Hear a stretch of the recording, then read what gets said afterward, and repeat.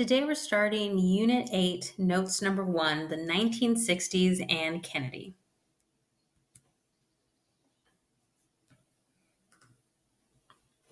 The election of 1960. By 1960, Americans were starting to question whether the U.S. was losing the Cold War. We felt we were falling behind the Soviet Union. They had launched Sputnik, the first satellite into space. There was the U-2 incident. Our economy was in a recession. So during the presidential election, the Democratic nominee for president was Senator John F. Kennedy, who promised active leadership to get America moving again. The Republican opponent was Vice President Richard Nixon, and he hoped to win by riding the coattails of Eisenhower's popularity. Both candidates had similar positions on policy issues. Two factors helped Kennedy over the top: television and the civil rights issue.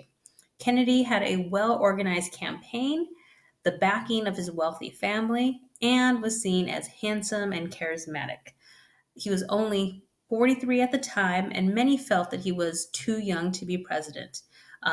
Once he is elected, he becomes the second youngest president behind Theodore Roosevelt. The first televised debate. On September 22nd, 1960, 70 million TV viewers watched Kennedy and Nixon in the first ever televised presidential debate. And you can see here from this little graphic, I know it's in black and white, but many felt that Kennedy had appeared better than Richard Nixon.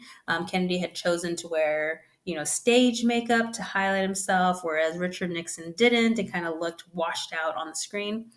Those who watched the debate felt that Kennedy had won, but those who listened to it on the radio thought that Nixon has won. So this idea of television introduces a new factor into politics, into elections, the likability, visual appearance of the candidate and what role that plays.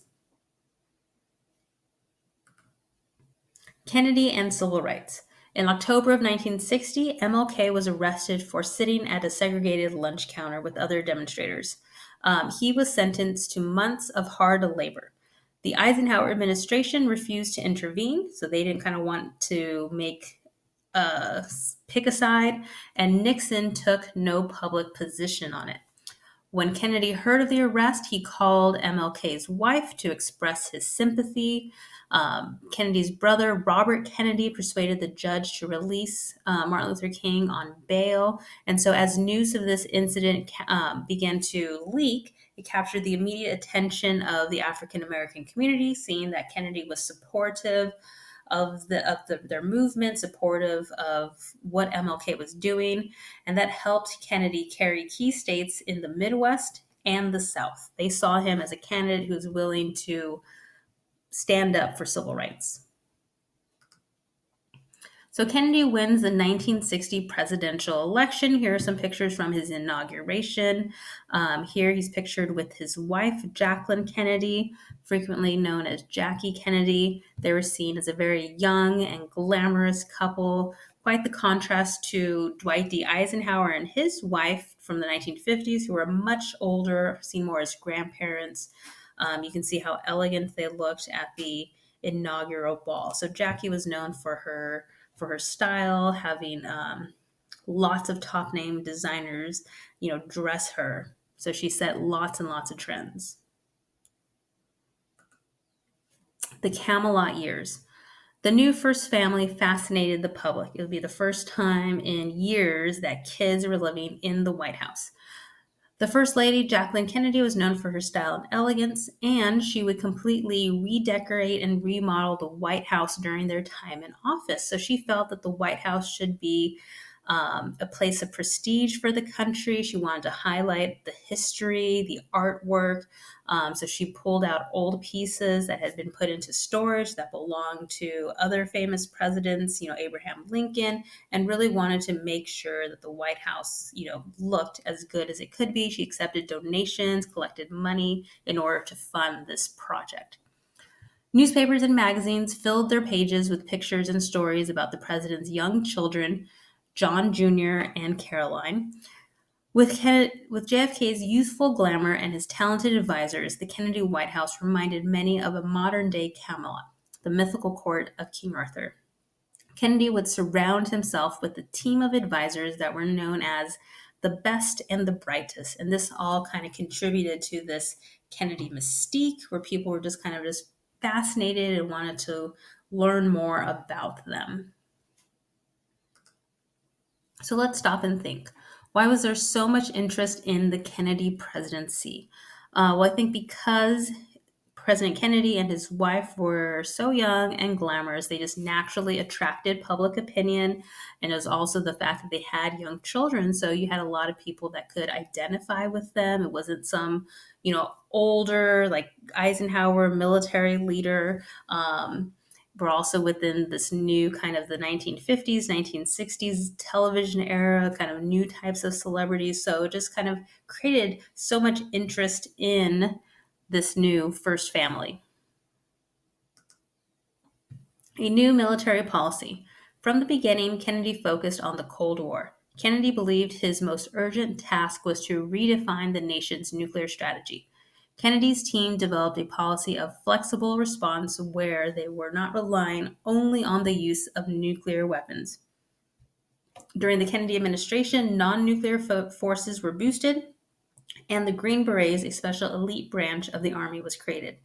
These changes allowed the U.S. to fight limited wars around the world while maintaining a balance of nuclear power with the Soviet Union. Crisis over Cuba. About 2 weeks before Kennedy took office in January of 1961, President Eisenhower cut off diplomatic relations with Cuba because of a revolutionary leader named Fidel Castro. Castro openly declared himself a communist and welcomed aid from the Soviet Union. Castro came to power in Cuba by promising to eliminate poverty and inequality in the country, and he relied heavily on aid with the Soviet Union. Here, Castro is pictured with the Soviet premier, Nikita Khrushchev. While many Cubans were taken by his charisma, others saw him as a tyrant. About 10% of Cuba's population went into exile, mostly to the United States. The Bay of Pigs. In March of 1960, President Eisenhower gave the CIA permission to secretly train Cuban exiles for an invasion of Cuba. Kennedy learned of this plot only days after his election. On the night of April 17, 1961, about 1,400 Cuban exiles supported by the U.S. military landed on Cuba's southern coast at the Bay of Pigs. The invasion failed, and the Cuban media sensationalized the defeat. The disaster left Kennedy embarrassed. Publicly, he accepted the blame, but behind closed doors, he wondered how the CIA could have suggested for this to go forward. Kennedy negotiated with Castro for the release of the surviving commandos and paid a ransom of $53 million in food and medical supplies to Cuba. The Cuban Missile Crisis. During the summer of 1962, the flow of Soviet weapons, including nuclear missiles, increased greatly. On October 14th, photographs revealed Soviet missile bases in Cuba. So if we look at this map, it gives you an idea of how far these missiles could travel, hitting destinations in the U.S. like Houston, Denver, Washington, D.C., New York, and also how quickly they would travel. Matter of 12 minutes, 15 minutes, 17 minutes. So having these missiles in Cuba being so close to the U.S. was seen as a direct threat to the United States. The Cuban Missile Crisis. The Soviet Premier Nikita Khrushchev promised to defend Cuba with Soviet arms. On October 22nd, Kennedy informed an anxious nation of the existence of Soviet missile sites in Cuba. He made it clear that any missile attack from Cuba would trigger an all-out attack on the Soviet Union. For the next 6 days, the world faced the terrifying possibility of nuclear war. The Cuban Missile Crisis ended when Soviet ships stopped to avoid a confrontation at sea. A negotiation was reached between Kennedy and Khrushchev. Khrushchev agreed to remove Soviet missiles in Cuba, and Kennedy agreed to remove U.S. missiles in Turkey. So let's stop and think. How does Kennedy deal with the communist threat in Cuba? So we have the instance of the Bay of Pigs, where he was trying to eliminate Castro from power with the use of Cuban exiles. That did not work. You also had the threat of nuclear missiles in Cuba with the Cuban Missile Crisis, that they were able to come to a negotiation and eliminate that immediate threat. So make sure to go back, do your key terms, and start to study for next week.